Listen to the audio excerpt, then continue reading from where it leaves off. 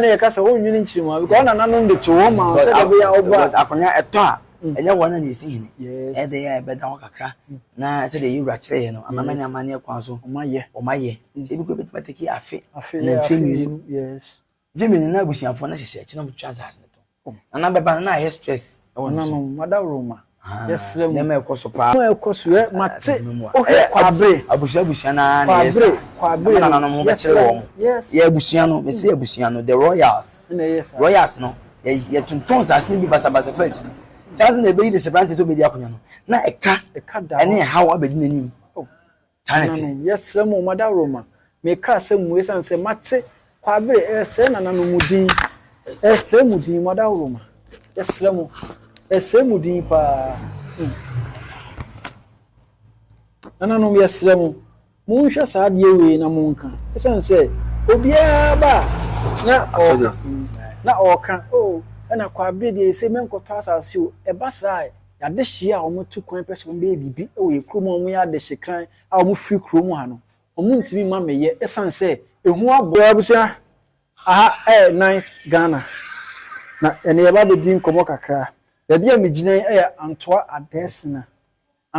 Adesina na aha bia a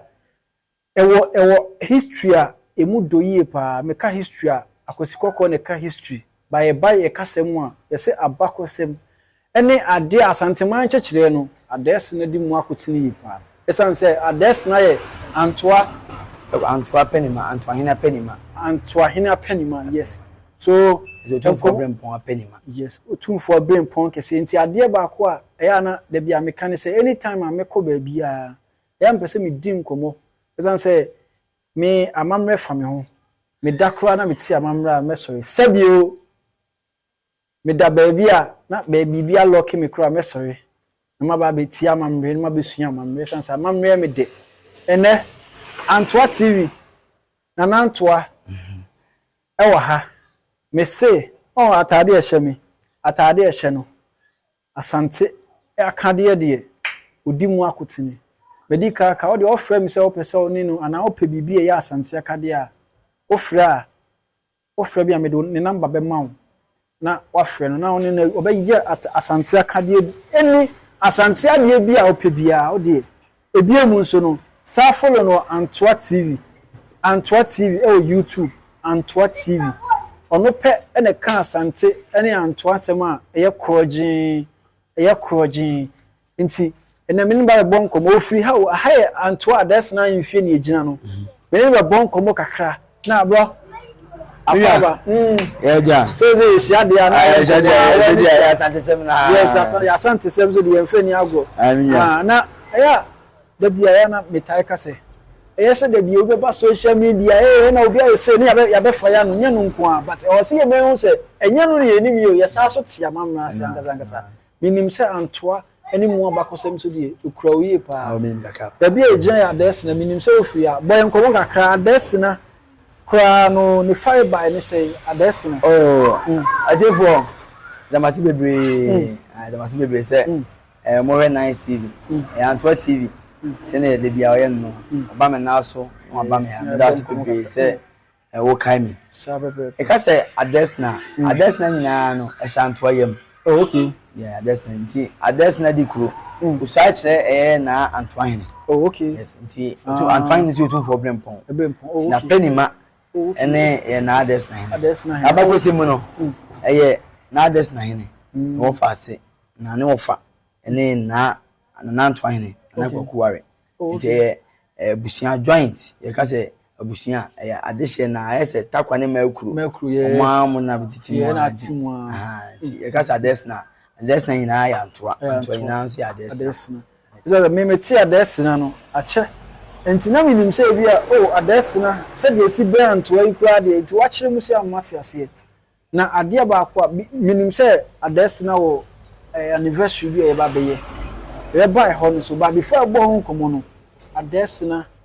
be so obom mu kakra ahensem no te sei isan say asantesem de ade di kan nim say asanteni bi no ya akwa adehye ne ahemfo ne aheman ho nti bom ahensem no te sei Adesina ka sa Adesina ahensem Adesina usai kire Antoa hene se me ka kire yes nti se ohu se ano Antoine na Kwabre to so me se ko so akire Europe nso on say apenima omo so di ASANTEHENE no ebi na that screen so aye she that screen so side in any say o ni fa hene yes I was say ASANTEHENE o tun for the ASANTEHENE di kru yes on so di 7 nkui o ASANTEHENE sem no eye me yase ene wo una sa o de shekan o okay yase anga se di ade ko me na obedi akonya 45 years, one of the longest serving chief. Our ASANTEHENE. Ono di akonya 40 something. Efe na namafo. Otosi na namafo the first. Di ono free ono. Na nanchi bosi akon. Di ebe ne 10 years and the best year. That's queen osi. Ono so ebe di akonya 24 years. 24 years no. I said the era ka say mo asante se mo nya. Na bo akonya ho ban. To akonya na asawram dru baby kakra. Because abusiafo ne ye asori sem ya ma ye ni amre. Je kodi e fa ba bia ma edi best afi infienum e chi na era ne e ya Antoine na era tu na de so yi. Won say there be mistake na oye nti osa de ade hye na sa de akonya ye ama wo. Nti ade asem ya okay onim say mi ntwa no onim say grandpa the first time of course shows by na bedru ya oba ya so wasa kire se nananom se hene ha enti God say mo reju side you dey yes ya mo re ono I just say ni bi koye nkramu Islam so mo po akonya no e na akonya no go di ba bia na ewura ajama yes mo re hin na jamfi kuma ni sapa we na ya kase e ya mu susumi enfan hye etiru se nananom yasom ni nkonyasem ya abonsam so enti sa ati ye cry de na ye de otwedi ampon ankasa ebo ya odi man se ye kwan we ni enfa so nsom no se wonwu akwasi kokko ena mabro nti ena ye fe ni broni no hye ne nso abro nti obefa obi bia be kire ose ne de na yenye yesremo kwasi kokko sum ni bia no ono akwasi kokko na be kire wade ama 70 years but busa ho se ona na wonkwa so odi mfie sei se wasi ase anti bro ye nto aso na unse posha the CSA bia mbabe ya anniversary e dia ma na ntwibo si akon posha ne sumu e bia osum otena akonya so 24 years na enam enioma bi ntine kodi ba bia e se ye asan so ama na ba the rightful place ni ma yen show unse ye di inch ne ye di enim se o obi enya ye mistake waye ba me se mu se enam saade na course no se se na no masua bibia fime hu se esan se se be bia da no wan fa ntro ifito se de wo kan me da wase bebe achi adwuma so asi mre bia asem ya asi wa ASANTEHENE ha ya me na ba me na ba ma odi akonya 40 some the longest chief na na mafo enti me bra oti akonya so yi fe na na mafo to so mi okay. Do di kan na odi akonya 40 something years na ntwibo si agomba no na we so ba ba ya san e right ya dia mai no we so na mafo a otosumi okay that's the first we na dia yes okay we ya na asante de say ohini okwakura na ewumu a wosan so ba ti we de wasan ba biem esa ba beto ani dwuma na o de so ni ade amehwa de o antoa ASANTEHENE e de na ya amoye ne sonko a ebia minim se ASANTEHENE soa ma antoa ni ade but minim se de ya ASANTEHENE so besimi bibi sonko a enkwa antoa mu minim se de meche what ma say sometimes no betimi aka say o ebia for example menhia yewura ASANTEHENE but minim se menhia betimi menhia hene wo ho a obetimi aya ade anka so o yewura na ehye ne se onye na emum no ebibia ye ASANTEHENE hene na betutu bibia kra na ebia se Antoine bebem kra beba as invite ni obeta chire amna ahyemu kenya amamenya amane kwa so ewura se obi nkoti ni wura enye bibia oye yes se de ye Antoine yem no na Kwabre yem and ASANTEHENE nkoti okay onye bibia bra Antoine ni enyimu hwe okay eti sebi se ASANTEHENE obi so akire antoa ni mpo a o so akire bia Jesus so ne sad ne kwa adontim ye foku no ASANTEHENE na ade dem fi ne ASANTEHENE okay na makom hene cha krom pamo me fokutira Antoine enti Antoine ne be so ades na hene nsa na ko enti yenkoti yewura nya aha na yewura so ma epuduo e ka santo puduo a we ya anda anto puduo ankasa yes e ka santo puduo a ya de amodu we asante ma won kuta puduo mu nnu enan no kre yes anto kuta puduo ti anto puduo na no ase na ades na hye ti oba anto puduo no obi nti ase chiremu kakra won se puduo de oni twa sometimes with me post here no obi abebu sa say we kire say so maybe me ko bibia am say na ye kan nkofie we kire bu sa be nkofie kura de ba on TV da because unim say ya sante sem no e ba social media ne YouTube ni ade a abrochefo ne hwe ne mo ye nuanom kuma bi o kura on tape puduo da chiremu kakra puduo no e ya ade a e ka say puduo a ye nananom no na mo chekire puduo a ase de sika yes na adwete ena nanom no ena so mo bo obra ne ti na ma ya sante sem ne ne wonya ye no ena na mo bo obra ti gold die na ya de na nanom no omo boa no gu baabi ne de agya wo asemasi e de ma wa ne de aso se de bia o kan ti ka se pudu a ya de so mbo pa se bi unwa de ewom na ye kana bonten so na de ewom die yes e pa sante ma wo bra pa me kai se Antoa me kai se na yewura ka abakosem kakra fa Antoa ho no se me de pudu agya yes de pudu agya ma hwe suye na ebie nkra so sa so ka se Antoa bla na ye pe o se tu odi kan amna be di ade na oni ho ye ka se Kenya se mehwe akiri no se on the obody nka se ye mo Antoa ne ka se na wo ye de hye na o sumwo o sumwo ye de nchira no ana ye nkofa ne ma sidi na ye ruwe ka se nya Antoa nke ya me fa na ma so you see a che o hwe asante se de zitie na so close I say tight am I say o fa ha ya o be share o di mi san yes e dan me ka cho say ades na hine and ades na dikuru o so ani ru anana kwaku ayo to so mi san say o tu ana mo bia bra ni ru ani because say edu ntam kese a ni ru ana be kantam yes no clear yes say edu say o hand o ha ades na dikuru so o be kan ni ru antam yes na so hin ntam no be kan ni ru antam na ni ru okay aso say da bi e ma pani man no ni hwe man ni mu wase on na yewura edna jame yes because yes be happen man o you should say akwa da bi say ewura o say ahini fo obi nya akwa wa hini so dey obe ka de bi ewura kana na medin komo bi ade ba akwa no e a mo tai kan say oh ya nchirima no e say nanano ma ba ne bi nwiri nchirima ho ebi wo kura na ne ye ton sase ma onanani bi ofi ba bi no ono timbe to asase na afei onanani mom e twitwa asase ton so eno na ye di sankomo na ebi mu fuse how ase omu di ya wo mu sa adentina ye nananom a omu ha so omu nananom omu ba eni ni nwene nchirima no ho fa asase nto o ma nchirima no emma mhwe so be se mbisa se nana aw ades na heni aw ho sese sei na ni hyehyɛ etie esan se un se sa akoyese o enam se o pekro ni ento bia mrem bi sei na tie minim so onimu pa o se me de hye wa ha de yes won se bibia me brown so fa bibia nkoti me yes ye kwa anto akosoma me ka ho ye komanhia ka ho me di miwura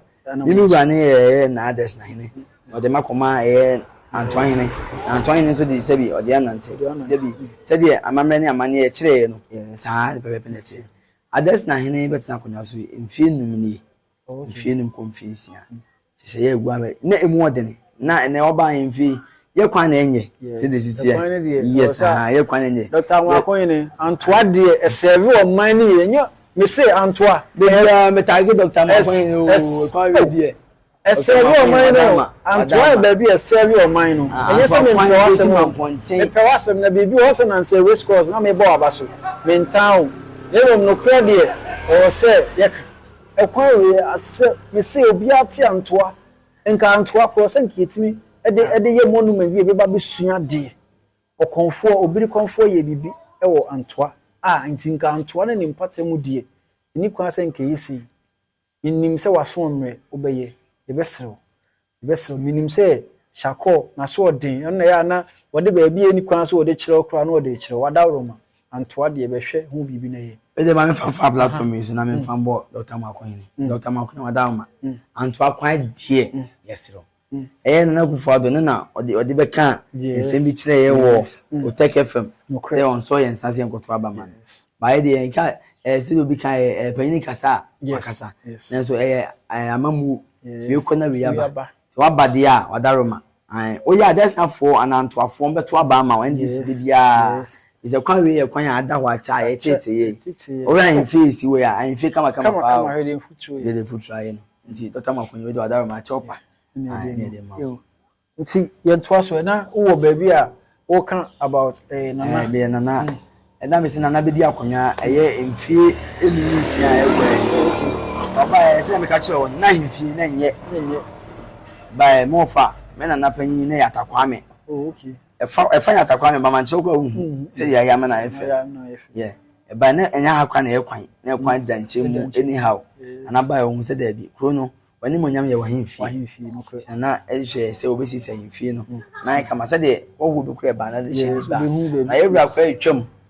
na se go so ofa akwa yes o se be bi o le hot so hote